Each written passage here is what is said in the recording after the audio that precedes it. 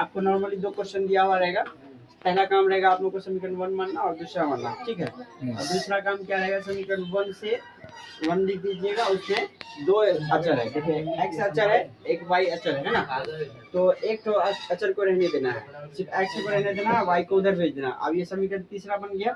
अब जो ये आपका x का वैल्यू निकला, इसको समीकरण दूसरा में मानना है। किसमें मानना है? इसको दूसरा में रखना है। तो दूसरा समीकरण क्या था, √3x minus √y equal to 0। तो √3 लिख दिया, x की जगह में क्या मान था, √3/2 लिख दिया दिए। अब y माइनस 8y, ये जो इक्वेशन में है, ठीक है। तुम लोग को बताया है ना जस्ट अभी, √3 इंटू √3 इक्वल टू क्या हो जाता है, 3। क्या हो जाता है बेटा, 3। देखो तो यहाँ पे इंटू है, √3 क्या हो जाएगा, 3, और ये √2 नीचे रह गया। अब y, अब यहाँ पे क्या हो जाएगा, फ्रिक्शन आएगा। क्या आएगा, फ्रिक्शन जानते हैं ना, बट्टे प्लस जोड़। अब बट्टे प्लस जोड़ आ जाएगा तो यहाँ पे एलसीएम क्या आ जाएगा, √2 आएगा, ठीक है। √2 से √2 गुना क्या 1 आया, 1 आया, 1 और 3 क्या हो जाएगा, 3y हो गया। यहाँ माइनस है तो माइनस दे दो।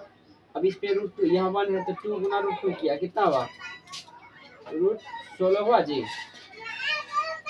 समझ में आया क्या हुआ, ये √2 जो यहाँ पे बट्टा प्लस जोड़ है, यहाँ पे फ्रैक्शन लिए बट्टा प्लस जोड़ का है, इस सब को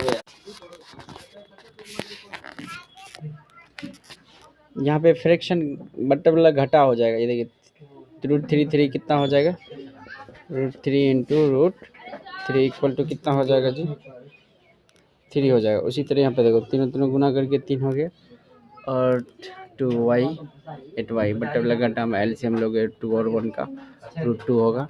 √2 से भाग दोगे तो एक आदमी को एक आएगा, एक को गुना 3 से करोगे 3 ही होगा, y हुआ माइनस, और देखो ये यहाँ पे कुछ नहीं था तो √2 हुआ, √2 गुना 8 तो √16 हुआ ना सर, रूट कितना हो गया 16।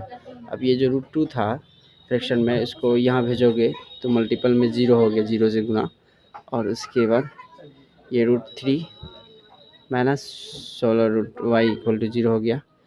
अब यहाँ देखो y यहाँ पे भी कॉमन है, यहाँ पे भी कॉमन है, y कॉमन ले लिए, 3 माइनस 16 हुआ और 0 इधर है, तो इसको यहाँ पे भेज दिए फ्रैक्शन में, 0 हो गया, 0/0, y का मान 0 हो गया। अब y का मान आप समीकरण तीसरा मानोगे। समीकरण तीसरा क्या है, x इक्वल टू माइनस √3/√2 और इंटू y है ना। देखो माइनस √3/√2 क्या है, √2